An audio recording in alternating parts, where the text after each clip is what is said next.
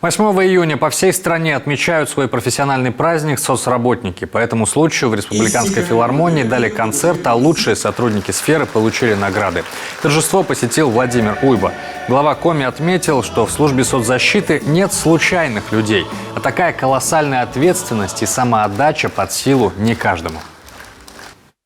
Вы на практике решаете важнейшие задачи государственной социальной политики. И это очень важное и непростое дело.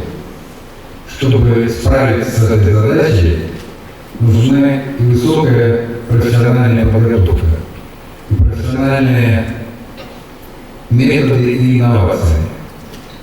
Требуется инициатива, целеустремленность, высокая самоотдача.